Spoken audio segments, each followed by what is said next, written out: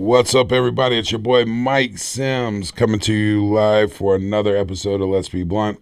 Keeping everybody in the loop of what's going on. We're still trying to fight for our industry. Hopefully this week we get an announcement from HIFA, H-I-F-A, on some federal movement on the executive level.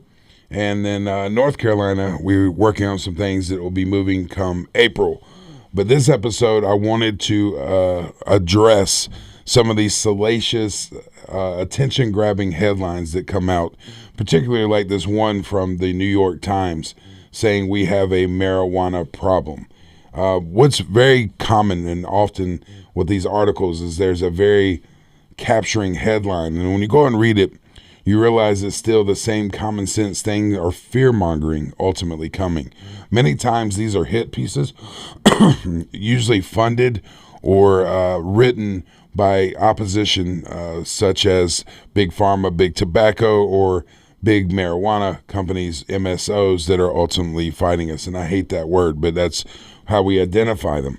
Particularly in this article, it talks about the problems we have, again, with this violent scromiting that apparently keeps happening to almost 3 million people a year.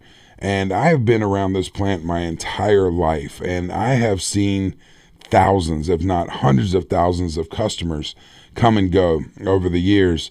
And yeah, people do have some adverse effects at times. This is no different than anything else you put in your body. Just as some people can have wheat and gluten and sugars with no problem, other people it causes an adverse reaction in your body. Cannabis is no different. And it's also important to note that not all cannabis is created or equal as the same. You have different strains, you have it grown in different areas, there's different things to consider like herbicides, pesticides, mold, mildew content, all these other things, there's synthetics in these products, things like that.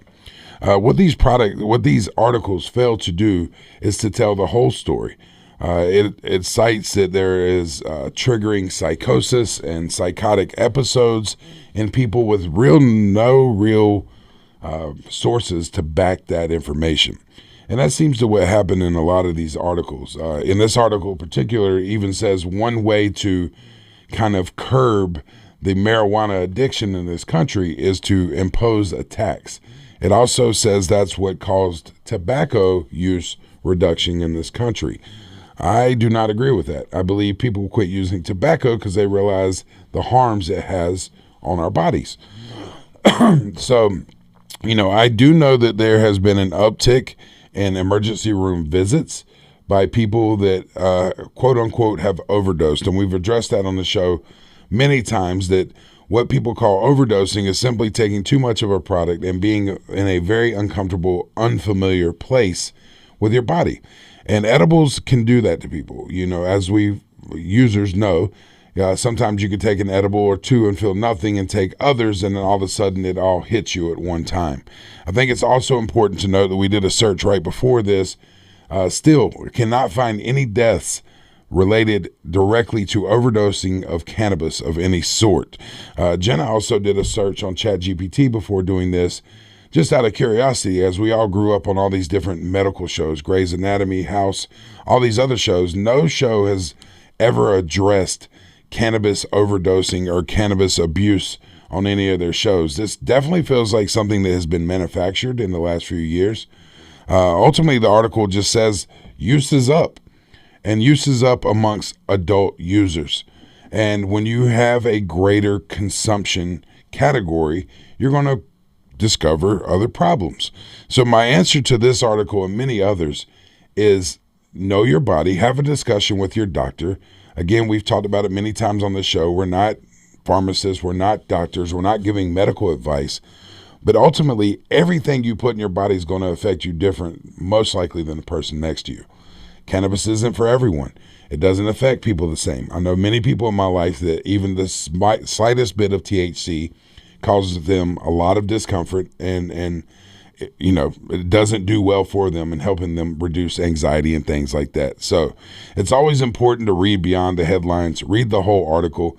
You're going to see a lot of these articles coming out in the coming months as The government's now talking about potentially rescheduling cannabis, as other states are having conversations about legalization. As we fight for the hemp industry, you're going to see more and more of these hits articles, ultimately, just trying to more propaganda to try to fear mongering and everything else. And as adults, we have to consume, with conscious thought on everything we do. Taking too much of anything can harm you. If you drink too much water, you can die. Too much sugar, those kind of things. So it's very important, if you feel like cannabis is for you or something you want to try, again, consult with your doctor, but try in its most natural state and make sure the products you're buying are tested and you can find COAs on them, and do a little bit at a time. It's just like most of us experimented with alcohol when we were younger and as adults, and we realized that overconsumption of alcohol does certain things to us versus just a little bit. So it's everything in moderation. Ultimately, I would say from this article, the biggest problem we have today is lack of information and misinformation. Allow the testing to be done, allow studies to be done, and regulate the industry as a whole with testing and making sure these products are safe.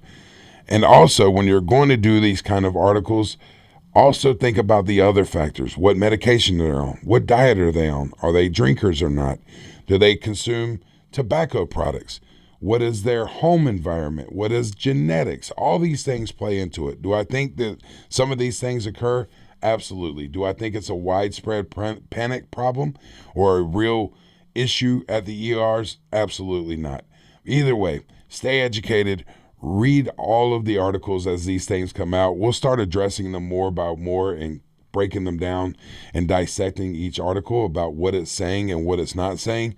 Other than that, stay tuned for many things coming up, including on how to protect the plant and get involved with that campaign. And also here locally in North Carolina, CBDHD, which is a board of people fighting for the hemp industry. Stay tuned. Look for other episodes coming up soon. And probably next week, I'm going to be asking all of you to get involved and write certain senators and House representatives to get the support we need. As always, thank you for tuning in to Let's Be Blunt. Be sure to like and subscribe. Check us out next week. Thanks, everyone.